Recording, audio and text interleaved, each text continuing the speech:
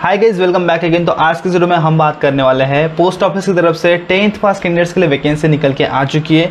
यहाँ पर महिलाओं के लिए कोई भी फ़ी नहीं है, सबसे पहली बात। उसी के साथ साथ यहाँ पे हम कंप्लीट जानकारी देखेंगे इस वीडियो के अंदर, किस तरह से आपको यहाँ पे क्वालिफिकेशन चाहिए, एप्लीकेशन प्रोसेस किस तरह से रहेंगे, सिलेक्शन प्रोसेस की बात करेंगे, सैलरी आपको कितनी दी जाएंगी, डॉक्यूमेंट्स कौन से चाहिए, सारी जानकारी देखेंगे इस वीडियो के अंदर। तो वीडियो को सिर्फ आपको आखिर तक देखते रहना है। चलिए शुरू करते हैं इस वीडियो को। यहाँ पे सबसे पहले हम बात कर लेते हैं नोटिफिकेशन में से कुछ इंपॉर्टेंट पॉइंट्स की। जैसे कि आप नोटिफिकेशन देख सकते हो, यहाँ पर जीडीएस की तरफ से वैकेंसी है ग्रामीण डाक सेवक की, बीपीएम और एबीपीएम दोनों पोस्ट के लिए। यहाँ पे एप्लीकेशन की लिंक आपको दे रखी है, इससे आप एप्लीकेशन कर सकते हो। आपको सबसे पहले रजिस्ट्रेशन करना पड़ेगा ऑनलाइन और फिर आपको यहाँ पे एप्लीकेशन करना है। तो वो प्रोसेस देखेंगे हम बाद में। यहाँ पे देखिए डेट्स बता रखी है, तो देखिए 22/5/2023 यानी कि 22 में स्टार्टिंग डेट है और लास्ट डेट है 11 जून 2023। तो 11 जून इसकी लास्ट डेट है। आपको यदि आपके फॉर्म में कुछ करेक्शन करना होगा तो उसके लिए यहाँ पे विंडो ओपन की जाती है 12 जून से लेकर 14 जून तक 2023 तक। तो आपको ये चेंजेस तब कर लेने हैं यदि कुछ चेंज करना होगा तो। यहाँ पे बात करते हैं सैलरी की, तो यहाँ पे आपको डियरनेस अलाउंसेस प्लस TRCA यानी कि टाइम रिलेटेड कंटिन्यूटी अलाउंसेस ये आपका भी दिया जाता है। तो यहाँ पे बीपीएम पोस्ट को 12,000 से लेके 29,380 रुपये दिया जाएगा। एबीपीएम को यहाँ पे 10,000 से लेके 24,470 रुपये यहाँ पे TRCA दिया जाता है। बात कर ले दोनों पोस्ट के प्रोफाइल की, जॉब प्रोफाइल की, कि आपको करना क्या होता है। तो बीपीएम पोस्ट को यहाँ पे ब्रांच ऑफिसर्स के जितने भी काम रहते हैं वो आपको हैंडल करने होते हैं। यहाँ पे IPPB के जो भी सर्विसेज है यानी कि इंडियन पोस्ट पेमेंट बैंक की जो भी सर्विसेज है, फैसिलिटीज़ है, वो आपको प्रोवाइड करनी होती है कस्टमर्स को। यहाँ पे उसी तरह यहाँ पे आप देख सकते हो मेल कन्वेंस और मेल डिलीवरी के काम भी आपको टाइम टू टाइम हैंडल करने होते हैं। यहाँ पे जितनी भी आपकी हायर अथॉरिटीज़ है जैसे कि IPO, SPOs, ASPOs, SSPOs, वो आपको जो काम बताएंगे वो आपको पे करने पड़ेंगे। यहाँ पे आपको असिस्ट करने के लिए, सहायता करने के लिए एबीपीएम की पोस्ट रहती है, वो आपको असिस्ट करती है कुछ कामों में।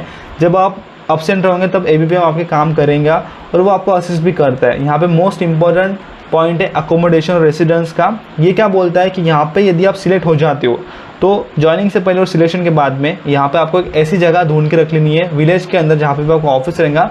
पोस्ट विलेज में आपको एक जगह ढूंढ लेनी है, एक ऑफिस ढूंढ लेना जो कि ग्राउंड फ्लोर पे रहेगा, जहाँ पे इलेक्ट्रिसिटी रहेंगी, आपके जितने भी डिवाइसेस है वहाँ पे अच्छी तरह से चलने चाहिए, नेटवर्क सर्विस रहेगा वहाँ पे, और आपके कस्टमर्स को कोई दिक्कत ना जाए जो भी आपके ऑफिस में आएंगे। तो ऐसा आपको एक ऑफिस ढूंढना है। अब ये ऑफिस गवर्नमेंट की जगह पे भी हो सकता है, यानी गवर्नमेंट कोई स्कूल है वहाँ पे भी आपको ढूंढ सकते हो, तो ऐसा भी रहेगा तो भी चलेगा, या फिर आपने कोई प्राइवेट जगह ली वो भी रहेगा तो भी चलेगा। तो इसका जो आपको पे करना पड़ेगा, जो इसकी जो आपको पेमेंट करना है वो आपको गवर्नमेंट की तरफ से मिलेगा और कुछ आपको भी यहाँ पे देने पड़ेंगे। तो ये ऑफिस आपको ढूंढना पड़ेगा सबसे पहले आपका सिलेक्शन के बाद में और एंगेजमेंट से पहले। तो ये रिक्वायरमेंट यहाँ पे बोली गई है। देन यहाँ पे असिस्टेंट ब्रांच पोस्ट मास्टर को क्या काम करना होता है, तो देखिए उन्हें सबसे पहले असिस्ट करना है बीपीएम को। देन जो स्टैम्प्स का सेल है, स्टेशनरी का जो सेल है यानी कि बेचना, वो आपको करना पड़ेगा। मेल एक्सचेंज करना, मेल को पहुँचाना घर तक। देन यहाँ पे डिपॉजिट, पेमेंट और ट्रांजेक्शन्स के ऊपर ध्यान रखना, वो करना IPPB का, वो आपको करना पड़ेगा।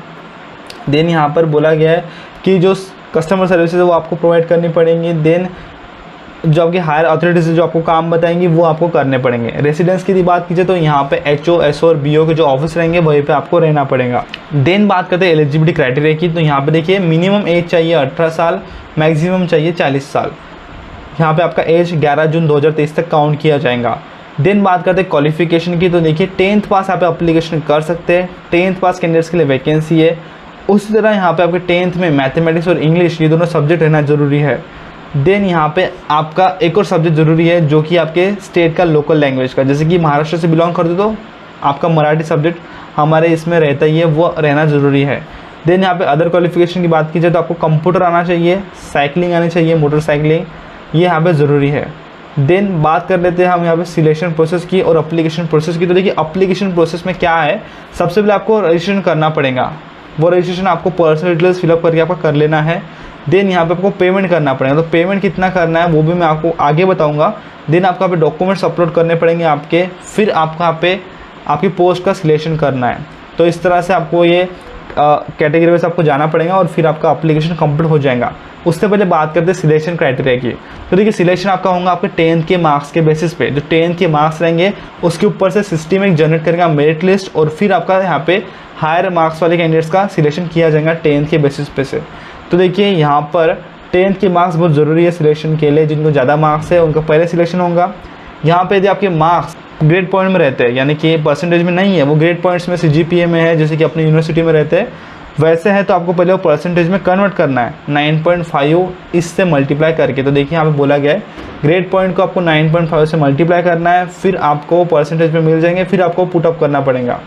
तो इस तरह से आप देख सकते हो ये टेबल आपके काम में आएगा। तो यहाँ पे जितने भी कैंडिडेट सिलेक्ट हो जाएंगे उनको आगे डॉक्यूमेंट वेरिफिकेशन के लिए बुलाया जाने वाला है। तो देखिए सिलेक्शन का जो आपको जो इन्फॉर्मेशन मिलेंगी, रिजल्ट की इन्फॉर्मेशन, वो आपको SMS के थ्रू या फिर मेल के थ्रू मिलने वाली है। आपका जो भी मेल और SMS जो मोबाइल नंबर आपने दिया होगा उसके ऊपर आपको इन्फॉर्मेशन मिलेंगी। और इनके वेबसाइट पे, पोर्टल पे जाके भी आप चेक कर सकते हो रिजल्ट की लिस्ट। तो वहाँ से आपको इन्फॉर्मेशन मिलेंगी आपकी सिलेक्शन की।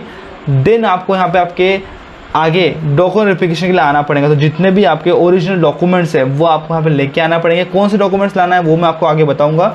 वो डॉक्यूमेंट्स का यहाँ पे आपका ओरिजिनल डॉक्यूमेंट्स का वेरिफिकेशन किया जाएगा। तो 2 सेट आपको यहाँ पे लाने पड़ेंगे, आपके फ़ोटोकॉपीज़ के और ओरिजिनल डॉक्यूमेंट्स आपको भी लाना है, और आपके फ़ोटोज़ भी आपको लाना पड़ेगा। और उसी का यहाँ पे वो वेरिफिकेशन करने वाले हैं ओरिजिनल डॉक्यूमेंट्स का, प्लस वो आपको सबमिट भी करना पड़ेगा जो भी आपके फ़ोटोकॉपीज़ रहेंगी वो। तो एनेक्सर 7 के अंदर आपको इन्फॉर्मेशन दी गई डॉक्यूमेंट्स की जो हम देखेंगे, और 15 दिन के अंदर, 10 दिन के अंदर आपको ये सारी प्रोसेस यहाँ पे कर लेनी है, जो भी वो डेट आपको देंगे उसके पहले। तो यहाँ पे देखिए SMS और ईमेल के थ्रू आपको इन्फॉर्मेशन दे देंगे और तब आपको यहाँ पे आना पड़ेगा। यदि आप नहीं आते तो आप यहाँ पे रिजेक्ट हो जाओगे। और यदि आपका जो SMS है वो मेल आ ही नहीं रहा है, पेंडिंग है, और आपको अब लग रहा है कि आएगा कि नहीं आएगा, तो उसके लिए भी एक डेट दी गई है। तो 30/11/2023, 30 नवंबर 2023 तक आपको बाद में भी कोई मेल नहीं आता, तब तक भी कोई मेल नहीं आता, तो आप समझ जाइए कि आपका एप्लीकेशन में पेंडिंग नहीं है, वो रिजेक्ट हो चुका है। इस तरह से आपका भी ध्यान रखना। तो गाइस अभी बात कर लेते हैं एप्लीकेशन फ़ी की। तो यहाँ पे देखिए आपको 100 रुपये पे करना पड़ेगा ऑनलाइन। आप डेबिट कार्ड, क्रेडिट कार्ड या फिर ऑनलाइन पेमेंट कर सकते हो यहाँ पे UPI के थ्रू। यहाँ पे जो SC/ST कैटेगरीज, जो फीमेल कैंडिडेट्स है, जो PWD कैटेगरीज है और जो ट्रांस वीमेन है, उनको कोई भी पेमेंट यहाँ पे करना नहीं है। तो ये ऑनलाइन पेमेंट करना है आपको। तो ये सेकेंडरी प्रोसेस है एप्लीकेशन के बाद में कि रजिस्ट्रेशन के बाद में कि आपको यहाँ पे ऑनलाइन पेमेंट करना पड़ेगा। और उसके बाद में जो प्रोसेस है आपके डॉक्यूमेंट्स अपलोड करने की। तो उसमें क्या अपलोड करना है, तो देखिए यहाँ पे आपको फोटो अपलोड करना है और सिग्नेचर अपलोड करना है। तो फोटो में आपका देखिए 50 KB से अंदर रहना चाहिए, वो 50 KB से ज़्यादा उसकी साइज़ नहीं रहनी चाहिए, और वो ज़रूरी है। देन आपकी सिग्नेचर भी ज़रूरी है, वो 20 KB से कम की रहनी चाहिए। तो ये 2 डॉक्यूमेंट्स आपको अपलोड करना है एप्लीकेशन करते वक्त, पेमेंट के बाद में। तो ये ज़रूरी है इन्फॉर्मेशन। और यहाँ पे आखिरी में इन्फॉर्मेशन बताइए कि आपको यदि कोई चेंजेस करने हैं, कोई करेक्शन करना है, तो उसके लिए भी विंडो ओपन किया जाएगा। तो वो डेट मैंने पहले आपको बता दी है। सो इस तरह से यहाँ पे इन्फॉर्मेशन आपको दी गई है। अब बात करते हैं डॉक्यूमेंट्स की। तो जो डॉक्यूमेंट्स आपको ओरिजिनल डॉक्यूमेंट्स लाने हैं और उनकी जो सेल्फ अटेस्टेड कॉपीज़ लानी है, 2 सेट आपको बना के लाने पड़ेंगे फ़ोटो कॉपीज़ की। तो डॉक्यूमेंट्स कौन से तो आप यहाँ डॉक्यूमेंट्स देख सकते हो। आपकी मार्कशीट, बोर्ड शीट, यहाँ पे उसके बाद में caste certificate, EWS certificate, PWD certificate for PWD candidates, transgender certificate, आपके एज को चेक करने का डेट ऑफ बर्थ सर्टिफिकेट।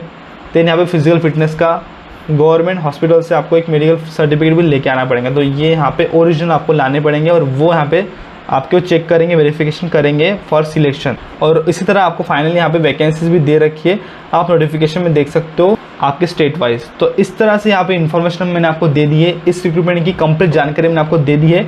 यदि आपको कोई भी डाउट रहता है आप मुझे कमेंट कर सकते हो। यदि आपको ये वीडियो अच्छा लगता है, वीडियो को जरूर से लाइक करिएगा, आपके दोस्तों को शेयर कर दीजिएगा, और इसी तरह की वीडियो के लिए चैनल सब्सक्राइब कर दीजिएगा। मैं मिलूंगा आपको अगली वीडियो, तब तक के लिए जय हिंद, वंदे मातरम।